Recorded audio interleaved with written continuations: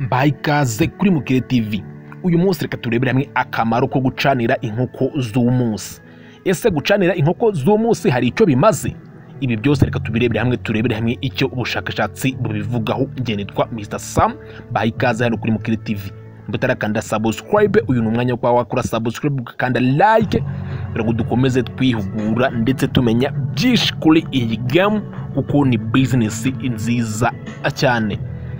Importance of heating in brooding chicks. Akamaro ko gucanira inkoko zawe z'umunsi. Many farmers underestimated importance of heating and keeping chicks alive. They assume that warm weather is enough, but this is not the case. Muri bintu by'ubworozi bw'inkoko by'umwihariko inkoko z'umunsi, aborozi benshi batekereza ko gucanira inkoko ari ikintu bashobora kuba bakora cyangwa se ntibanagikore bitewe nuko ahantu ngo hashyushye cyangwa se bumva ngo kirere gishyushye, ariko gucanira inkoko bifite akandi kamaro kenshi cyane ubukwiriye kuba watekerezaho mbere yuko wanga kuba wacanira izi nkoko zawe, by'umwihariko ku bantu borora inkoko z'umunsi. Why chicks need to stay ahead? Ese kuki izi nkoko z'umunsi zikenera kuguma ahantu hari ubushyuhe? Chicks can't regulate their body's temperature. Inkoko, tekereza ko niba inkoko ituraze, izi nkoko zacu za kinyarwanda iyo ituraze, imishwi niyo iyiha ubushyuhe, kayibundikira, kayirinda, ikayikorera ibintu byose bisabwa kugira ngo umushwi ukure. Iyo iyibundikira iba iyiha ubwo bushyuhe. Ubwo bushyuhe rero mu gihe izi nkoko za kizungu cyangwa se izi ngizi tujya kugura kuma incubator, izi nkoko ntabwo ziba zifite nyina yo kuzibundikira ndetse no kuzitaho. Niyo mpamvu haba hagomba guhoramo ubushyuhe nk'imbabura kugira ngo ikore mu mwanya wa nyina yari kuzazibundikira cyangwa se yari kuzazishyushya.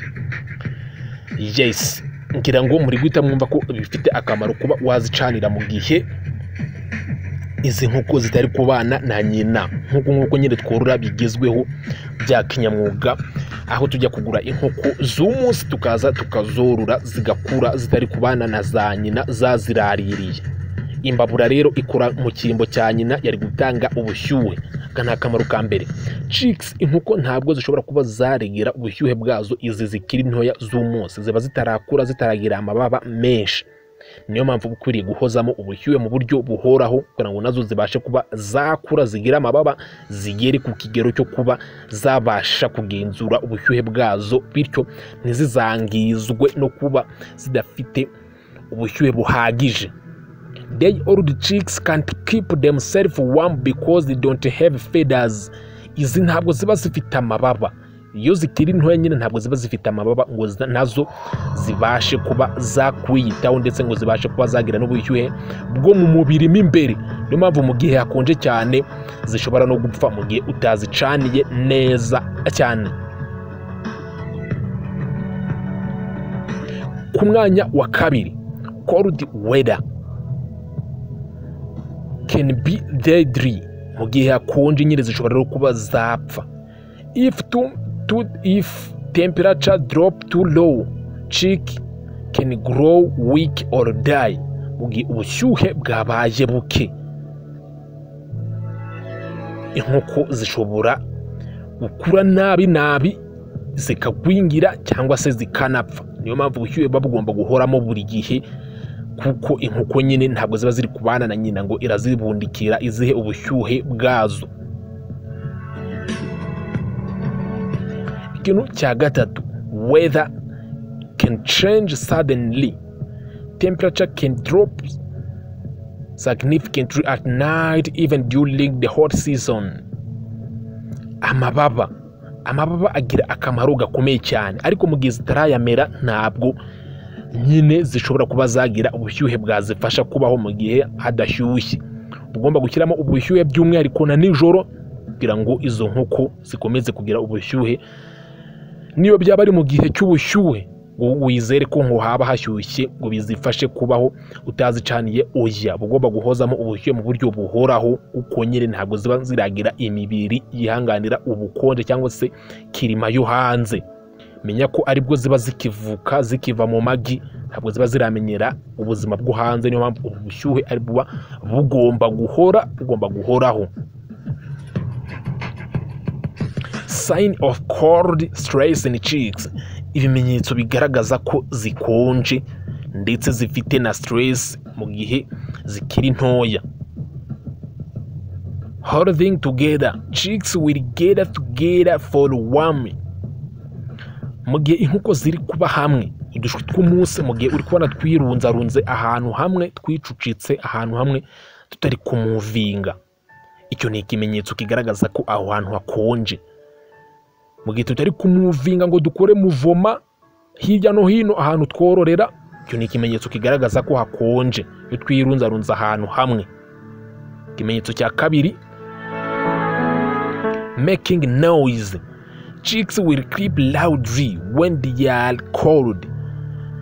Iyo turi kuzamura amajwi dusa naho turi gusakuza cyane, nyine dusakuza cyane, icyo ni ikimenyetso nacyo gishobora kukubwira ko ushobora kuba hakonje cyane, hakonje nyine tutari comfort, tutameze neza. Provide heat for chicks. Use hot sauce charcoal pots. Ugomba kuziha ubushyuhe ukoresheje nk'imbabura charcoal pot, cyangwa se ugakoresha amatara atanga ubushyuhe.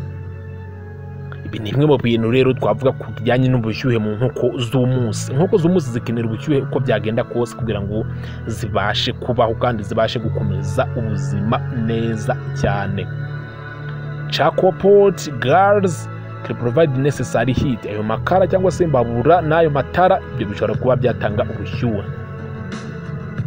Ikintu cya kabiri, monitor chicks comfort. Observe chicks to ensure they are comfortable. Ugomba kuzireba n'amaso yawe ukareba ibimenyetso ziri kugaragaza. Hari ibimenyetso zishobora kukwereka bikakugaragariza ko zifite stress cyangwa se zicucitse cyangwa se zitanyuzwe. They spread out and calm, temperature is okay.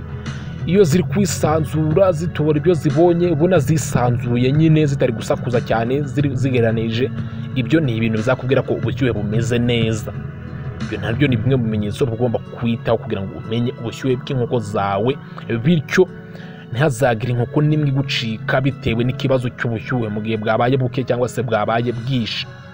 Iyo inkoko ziri guhunga aho ubushyuhe buri guturuka, ziri guhunga nk'imbabura cyangwa se ziri guhunga amatara atanga ubushyuhe, icyo nacyo ni ikimenyetso kigaragaza ko ubushyuhe bwabaye bwinshi.